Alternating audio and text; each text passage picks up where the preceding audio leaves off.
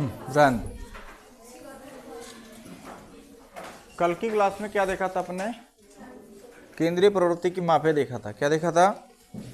केंद्रीय प्रवृत्ति की मापे को हमने देखा था, जिसमें क्या हुआ था,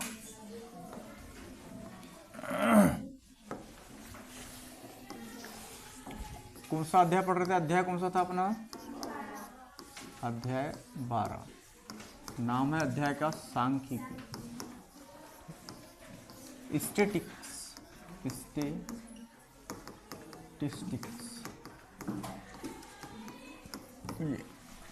तो इसके अंतर्गत हमने देखा था केंद्रीय प्रवृत्ति की मापे। क्या पढ़ा था? केंद्रीय प्रवृत्ति की मापे। इसके अंतर्गत हमने 3 चीजों के बारे में डिस्कस किया था। कितनी चीजों के बारे में? 3 चीजों के बारे में बात किया था। पहला था माध्य। क्या? माध्य, इसको कहते हैं मीन। क्या कहते हैं इसको? मीन। दूसरा पढ़े थे माध्यक। क्या? माध्य के इसको माध्यिका भी कहते हैं। इसको कहते हैं मीडियन। ठीक है, UN होता है मीडियन। और तीसरा हमने पढ़ा था बहुलक। क्या पढ़ा था? बहुलक।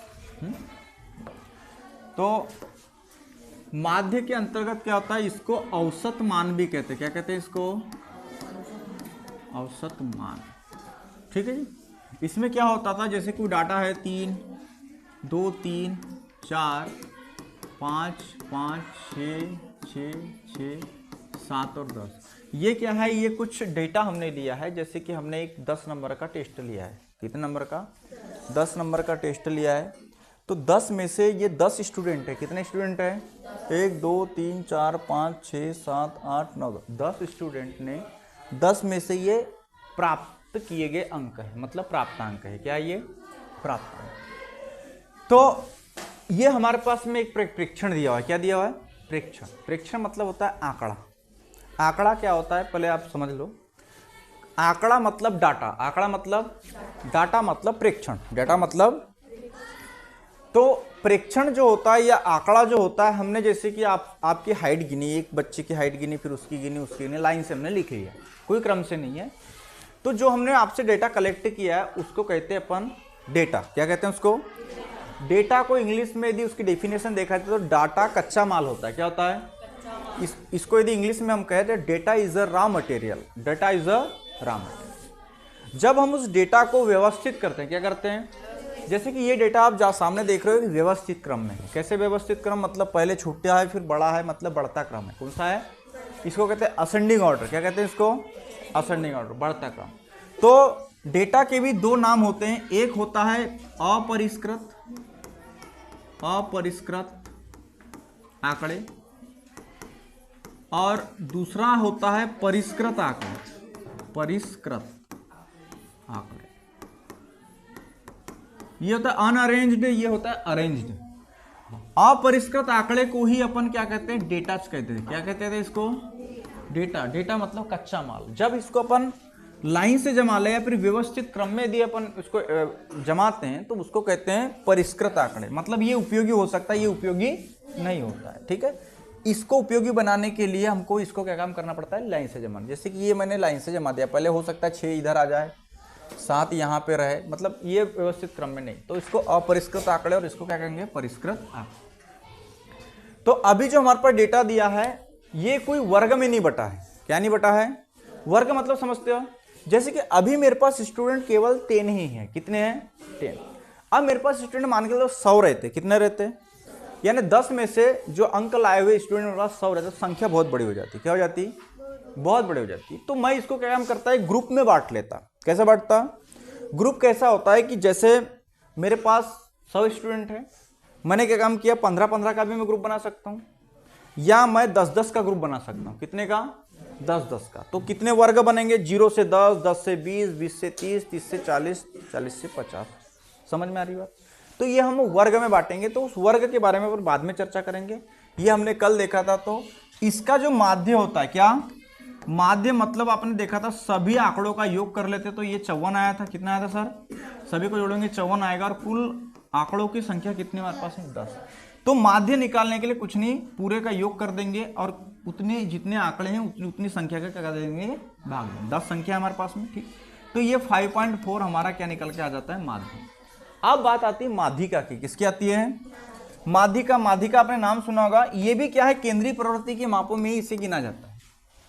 मतलब एक प्रकार का ये भी मध्यमान होता है। मतलब केंद्रीय प्रवृत्ति के मापे, केंद्रीय मतलब सेंटर में जो मान होगा वही आपका क्या होगा? केंद्रीय प्रवृत्ति की माप होगा या मेजरमेंट होगा। आए बस समझ? हम वही चीजों को ज्ञात करते हैं, ठीक है जी। मध्यमान क्या बोलेंगे फाइनली? मध्यमान। तो ये माध्य देखो 5.4 आया, बिल्कुल ये मध्यमान है। औसत, औसत ये ना पूरे को जोड़ते हैं अपन, उतने का भाग देते हैं, वही होता है औसत। अब बात आती है माध्यक की या माध्यिका। तो इसमें करते क्या है कि आंकड़ों को, इसमें आंकड़े व्यवस्थित रहे या ना रहे कोई दिक्कत नहीं होती। आपने कर लिया है क्वेश्चन, मैं रिपीट कर रहा हूं, फिर देन इसके बाद में मैं आगे बढ़ता हूं।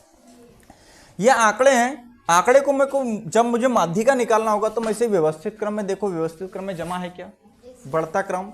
देखो ये जो परिष्कृत आंकड़े बनाने के दो तरीके होते हैं, या तो इसको असेंडिंग ऑर्डर में मतलब बढ़ते क्रम में लिख लो, और दूसरा क्या होता है ये डिसेंडिंग ऑर्डर मतलब अवरोही क्रम मतलब घटते। अवरोही मतलब ऊपर से नीचे उतरना, आरोही मतलब नीचे से ऊपर बड़ा, एक सीढ़ी दो सीढ़ी ये क्रम होता है। एक पहले छोटी संख्या फिर बड़ी फिर बड़ी, इसको आरोही क्रम कहेंगे।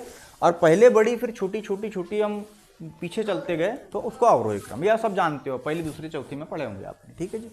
तो इसमें माध्यक में क्या है निकालते अपन? माध्यक में सबसे पहले इधर से हमने 4 डाटा ले लिया, इधर से 4 डाटा ले लिया, समझ रहे हो? यदि मैं 5-5 ले लूंगा तो बीच में कुछ बचेगा क्या? नहीं बचेगा। तो जब अभी n क्या है मेरे पास? n मेरे पास है अभी 10। क्या है मेरे पास? 10। मतलब ये है प्रेक्षणों की संख्या। n क्या है यहाँ पे? आंकड़ों की संख्या।